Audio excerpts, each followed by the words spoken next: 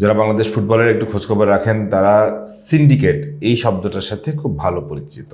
জাতীয় দল বলেন, অনূর্ধ্ব 16, 19, 20 যেটাই বলেন, সিন্ডিকেট এই শব্দটার সাথে আমরা খুব বেশি পরিচিত হয়ে গেছি। আসলে সিন্ডিকেটটা কি? সিন্ডিকেট কিভাবে হয়? সিন্ডিকেট কি আদৌ আছে? এই ব্যাপারগুলো নিয়ে আজকে আলাপ করব। দেখেন, আমি যেটা প্রথমে বলার চেষ্টা করেছি যে কোচ আসে, কোচ যায়, কিন্তু সিন্ডিকেট বদলায় না। সিন্ডিকেট তো বদলায় না। কিভাবে? ডেকলান সুলিভানকে আপনি খেলাইলেন না, ইব্রাহিম নওয়াজকে আপনি খেলাইলেন না, স্যামুয়েল লাকসামকে আপনি ট্রাই করলেন, তাও খুব লাস্টের দিকে। আর ডিফেন্সে, মিডফিল্ডে যারা যত বেশি অকার্যকর ছিল, মেকশিফট ডিফেন্ডার যারা ছিল, তাদেরকে আপনি কোনো কিছুই করলেন না, কিন্তু ডেকলান সুলিভানকে বসায় রাখলেন। ফিলাডেলফিয়ার একাডেমিতে বেড়ে ওঠা যে ছেলেটা, এই ছেলেটা তাহলে আমি ধরে নিচ্ছি আমাদের যে তৃতীয় বিভাগে যে লিগ হয় তার চেয়ে নিম্নমানের, না হলে নিশ্চয়ই তিনি জায়গা পেতেন। কারণ আমাদের এখানকার খেলোয়াড়গুলো তো অধিকাংশ তৃতীয় বিভাগ বা সেকেন্ড লিগ এগুলো থেকেই আসে। আমি ধরে নিলাম যে ডেকলান সিলভান যোগ্য না। ইব্রাহিম নওয়াজ এত পোটেনশিয়াল একজন ক্রিয়েটিভ মিডফিল্ডার, সেও যোগ্য না, ধরে নিচ্ছি। তাহলে আপনার কাছে যোগ্য কে?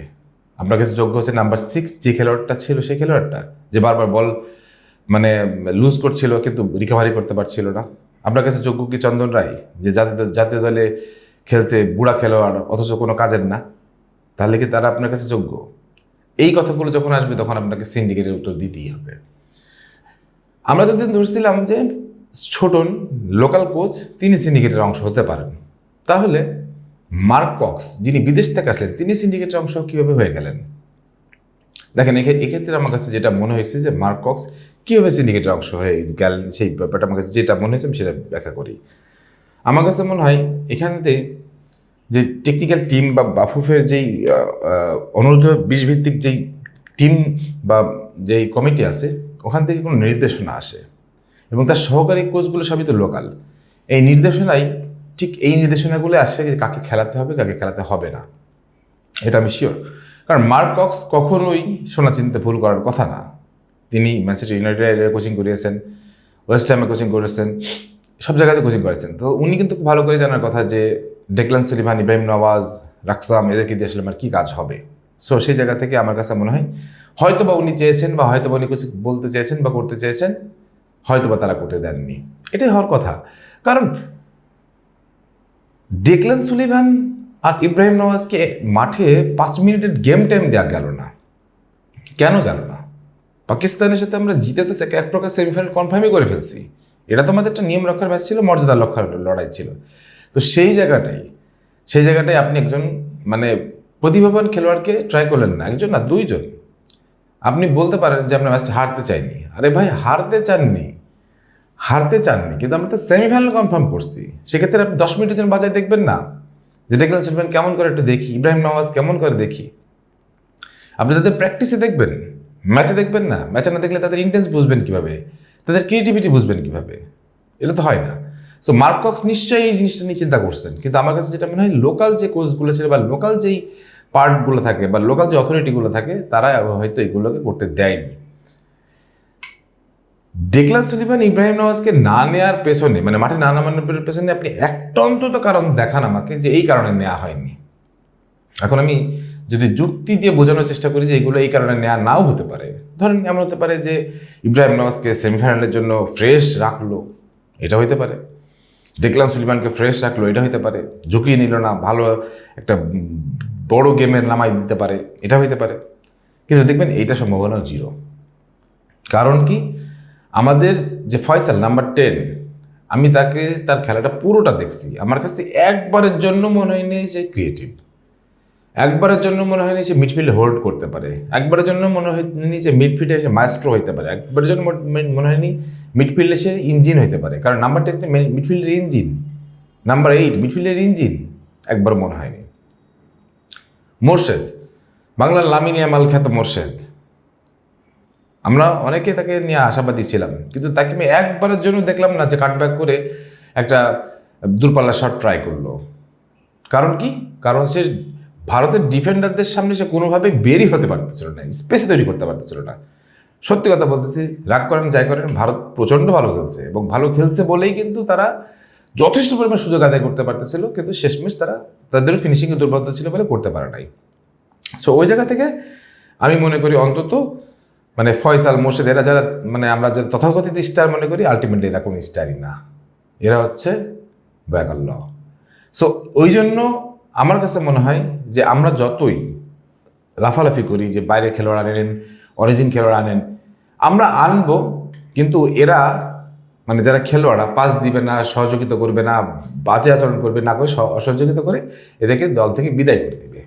আরামের ক্ষেত্রেও তাই হয়েছিল, এই ফয়সাল মোর্শেদরা এই কাজটা করছিল। এদের বিদায় করে দিলে আসলে বাংলাদেশ ফুটবলের লাভ কি? বাংলাদেশ ফুটবলের লাভ নেই, এই খেলোয়াড়দের লাভ আছে।